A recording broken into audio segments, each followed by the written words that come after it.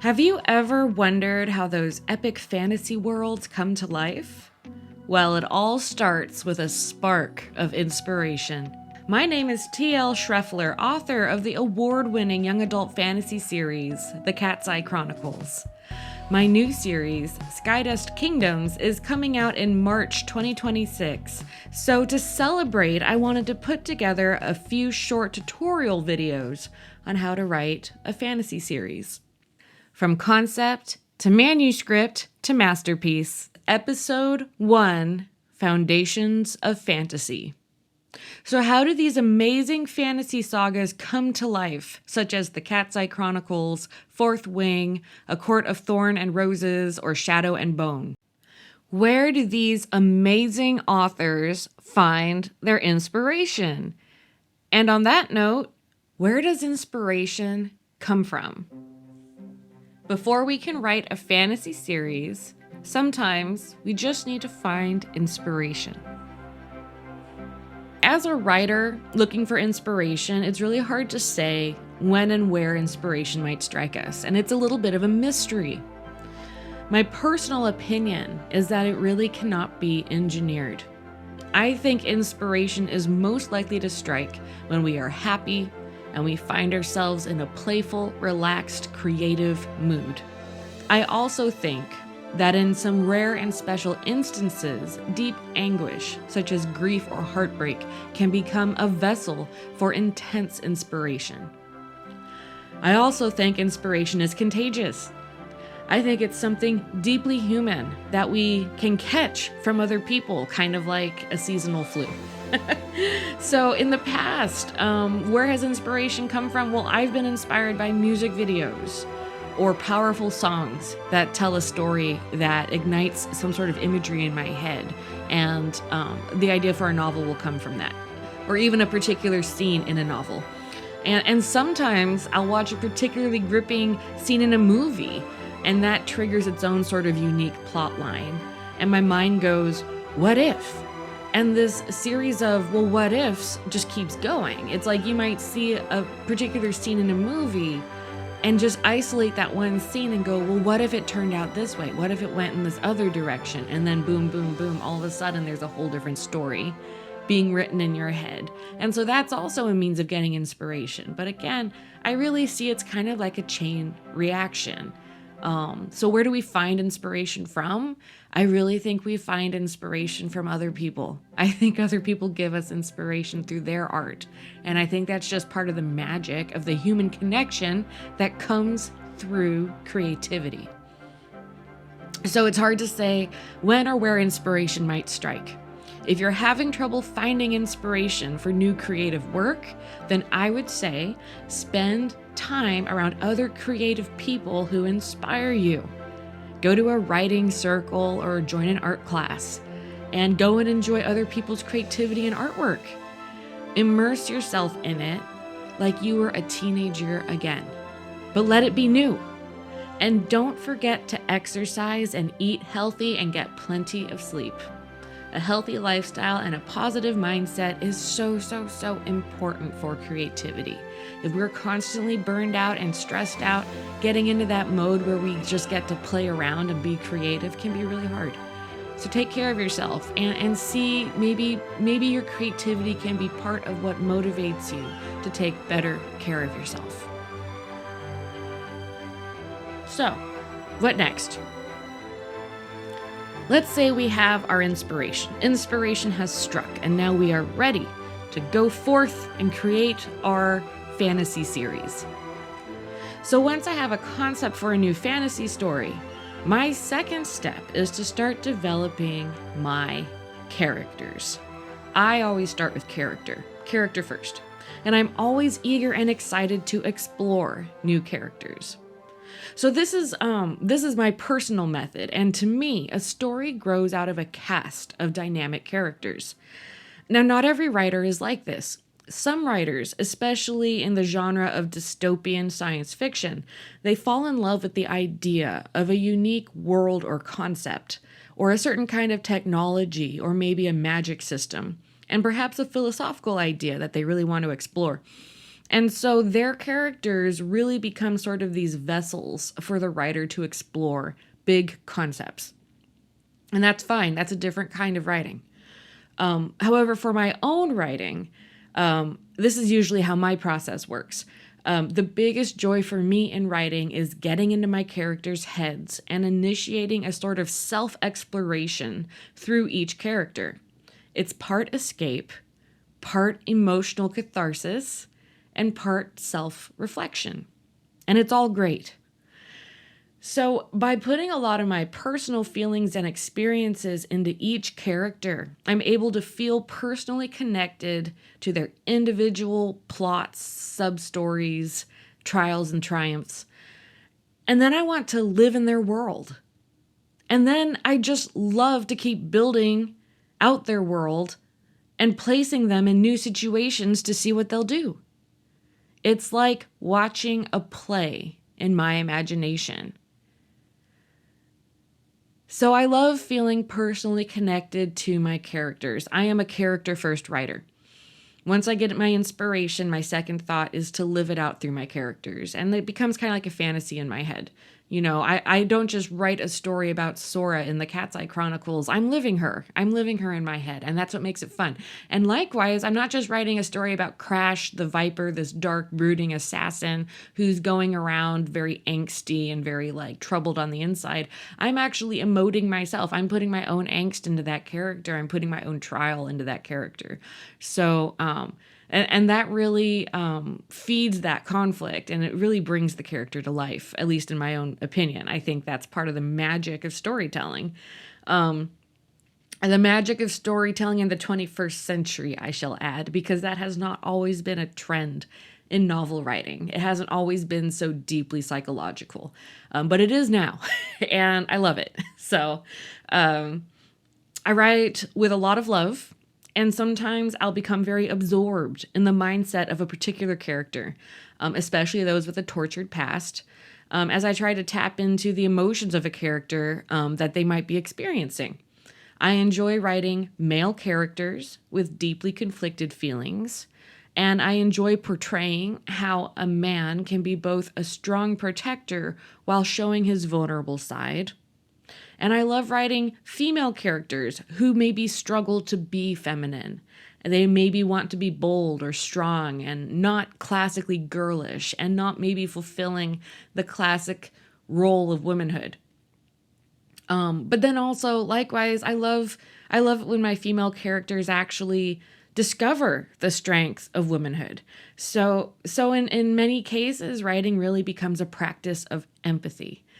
And for those who are familiar with the Cat's Eye Chronicles, I also have the character of Dorian.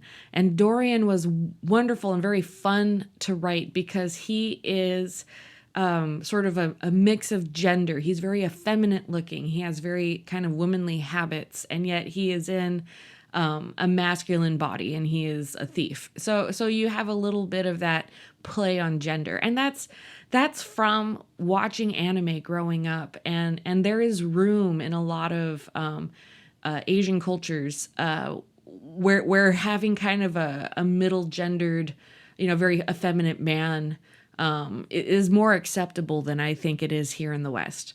Likewise, in Sarasti's Curse, the 6th book of the Cat's Eye Chronicles, we have the character of Reyna, who is a wanderer, and she has kind of a mysterious past that I won't get into, but she is 6 feet tall and has enough strength to, lift up, say, the equivalent of a boulder or like a horse, and she's just this very masculine type of woman.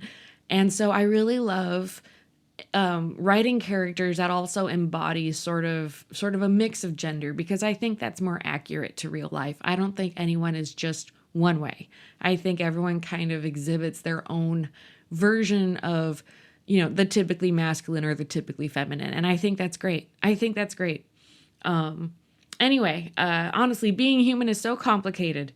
And there are endless facets of humanity to explore within each individual character.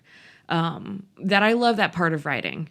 For me, writing is really an exploration of our human experience, and I do that by writing characters first. So when you sit down to write, I want you to love what you're doing and feel engaged in your own story. And I don't want you to just explore a scene. I want you to become that character. So find emotional catharsis in your work.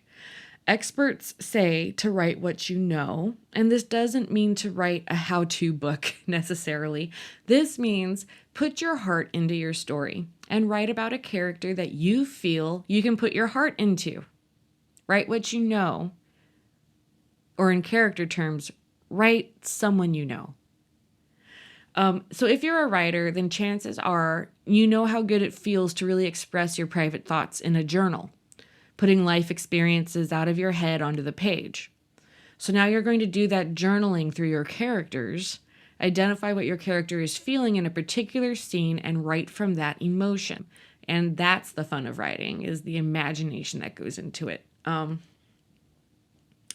So in the first chapter of Sora's quest, Sora experiences a strong sense of yearning.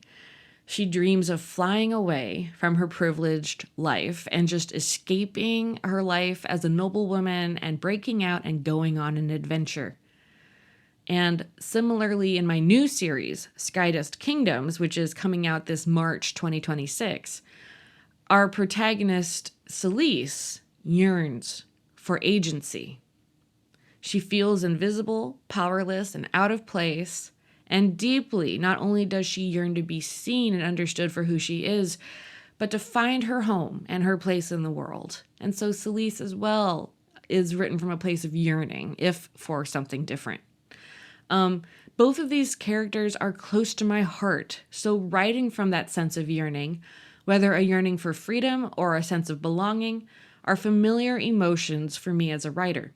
I think having this kind of passion and personal connection with your characters is what really allows readers to resonate with your work. A reader gets to experience a fantastical world through the character's perspective by experiencing their inner thoughts and emotions. The reader also gets to connect to your mind as a writer, and I think that's pretty cool too. So for myself and for many writers who dabble in romantic, fantasy, adventure type writing, our characters, their growth and inner conflict, their relationships, trials and triumphs really becomes the true purpose of the story. Building out the fantasy world becomes secondary to the character's inner journey. And so this kind of fantasy writing actually already has its own subgenre. It's nothing new, and it's called sword and sorcery. And it typically follows the hero's journey. And so that's character-driven fantasy in a nutshell. And that's what I write. Experiencing the first chapter. Continuing on with our progression, we started with where do we find inspiration from? And then where do we start our story, which is, for me, character first. I always start with my character. Who is my character? Who am I writing? Now we're going to experience the first chapter. So I have a degree in creative writing, and I've been writing novels for more than 20 years. I write under multiple pen names and multiple genres. I've also written screenplays, and I've done journalism. So I consider myself, as having quite a long CV at this point. I've completed and published 15 novels in total across all of my pen names. That's 15. So at this point, I feel I have enough experience in writing and in my craft to really talk about what works for me as a writer, and give some, maybe pro tips, and talk about my own personal process as a professional creative writer. Now, there are many ways to write a novel, and part of your growth as a writer is defining your own way, what works for you specifically, and you can only really figure that out through experience. But if you're just starting out, maybe this is your first or second book that you're working on, it really does help to learn how other authors write, if just to give us a starting point or a blueprint and maybe some helpful tips to get going. So that's what I'm going to do here. And just a caveat to that, in the beginning, beginning writers, we will worry a lot about doing it right. Am I doing it right? Am I doing writing right? Am I writing my novel the right way. And that's a good thing to worry about, I guess, in the beginning, but eventually doing it right will be less important than writing it your way. And that will take the lead. But in the beginning, I do recommend learning the rules before you start making your own. And that's just part of anything. It doesn't matter what you're doing. Learn the rules first, and then you can break them. Break them with art. Break them gracefully. So the following advice is not really anything I pulled out of a How to Write a Novel book, but it's based off of my own experience as a writer. So considering that I do have 25 years of novel writing experience, along with a degree in creative writing, this is what works for me. And the first thing I would like to discuss is planning versus creativity. So we have found our inspiration for a new story, but where do we begin? Especially in the fantasy genre, how much should we plan out our world building, our magic systems, and unique naming conventions before diving right in? And I do have a few thoughts on this.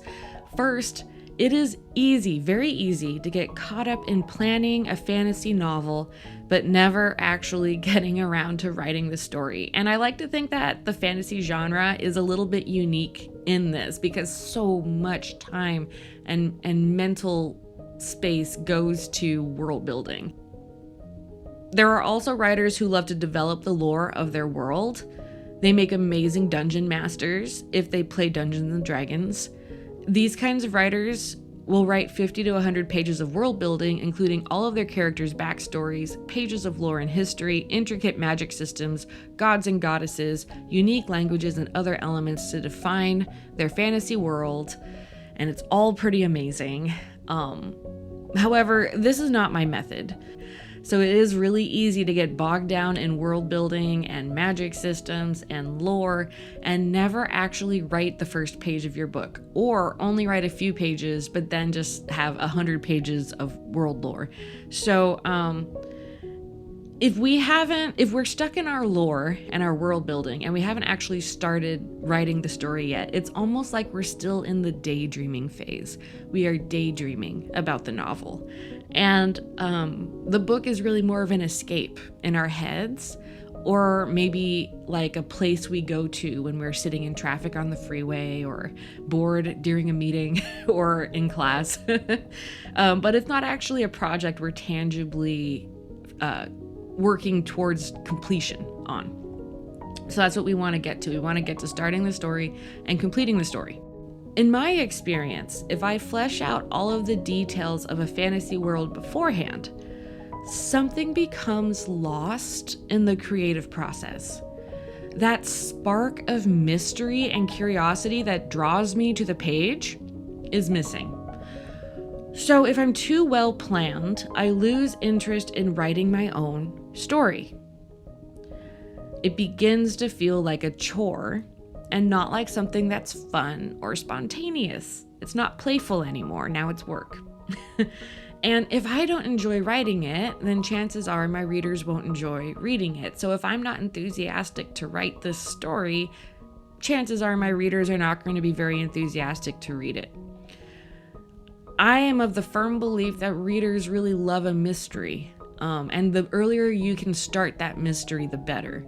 And world building is a lot of fun, and I love good world building in a fantasy novel. It's part of my reasons why I love the genre so much, is I love going to that world. But start with a mystery, and start with a character, and wrap the world around them, if that makes sense. So anyway, this whole thing, it's really a weird catch-22. But in my 25 years of writing, having tried many different kinds of plotting and having finished many novels, this is what I have discovered is true for me, that planning too much will actually stop me from writing the book because I'll lose interest. So that's my secret really to writing and to starting a book and to completing many manuscripts, is that in the beginning, go in blind. Just go in blind. On your first draft, be spontaneous and discover the story as you go. Write from the seat of your pants. Get yourself hooked to the mystery of what you're writing and then leave ample room for discovery along the way. If you love Indiana Jones, part of the excitement was Indiana Jones going into the tomb and finding the artifact, and the viewer, the person watching the movie, you're in that moment. You don't know what's in the tomb. You don't know what the artifact's for.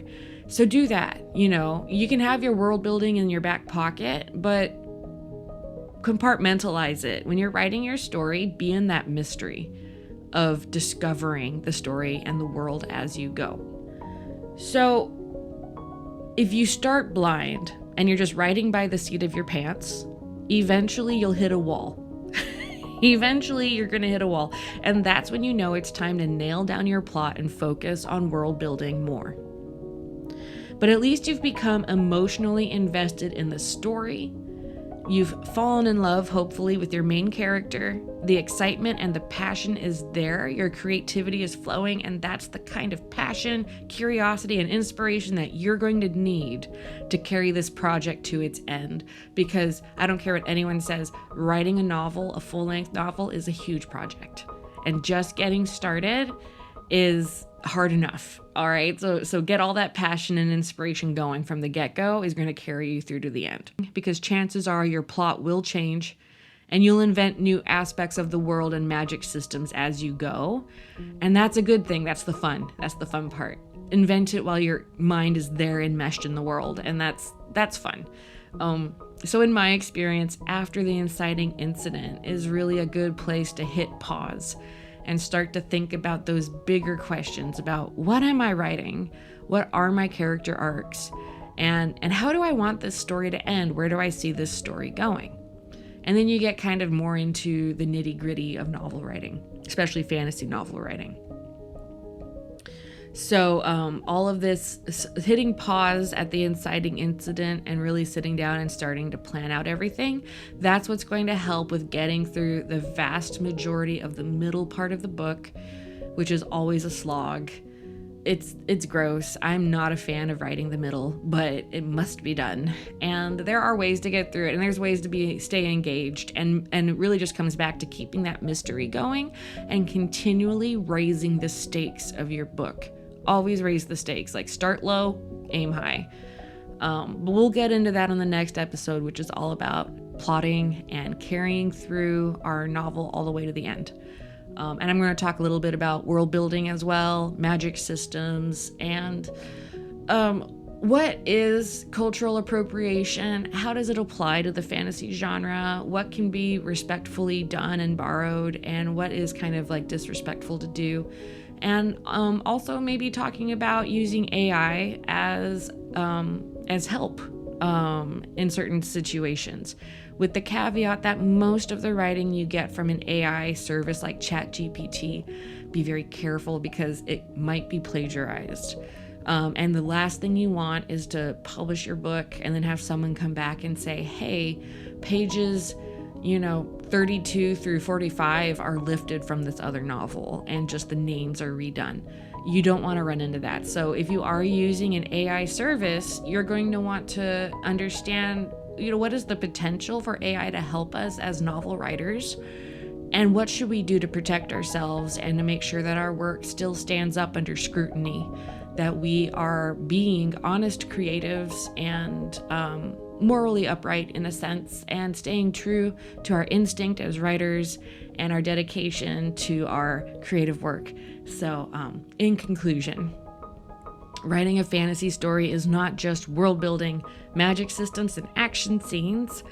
It all begins with a spark of inspiration and a daydream. Beginning a novel is an exciting time, and there is so much to discover, to uncover, not just about ourselves, but about a whole brand new world. And I love beginning a book. It's my favorite. It's my favorite part of the process, is the spontaneous beginning. Where am I? What am I doing? So much fun. So my hope is that your book is going to become like good therapy and a fantastical escape all at once. Start with a mystery and engage with your story. My hope is that writing itself becomes a tool for self-discovery that you'll come to delight in and that it brings you joy. So in the beginning, just have fun. Don't overthink it. Don't overplan. Pick up the pen and go. You are free to change everything at this stage. And since a lot of storytelling is intuitive, you are going to surprise yourself by what kind of themes, motivations, and conflicts come out of your writing as you go. And if you're surprised, the reader is going to be surprised too. So, in conclusion, don't get too mired down in planning everything out. Once you feel that inspiration has struck and you want to write a new story, plunge straight in and get messy. Half the fun is not knowing what's going to happen next.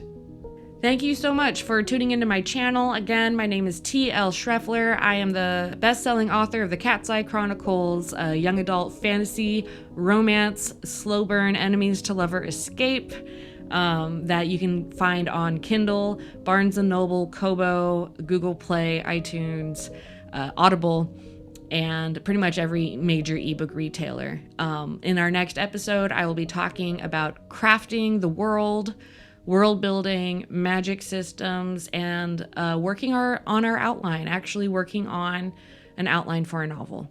Take care. Have fun writing. Till next time. Bye.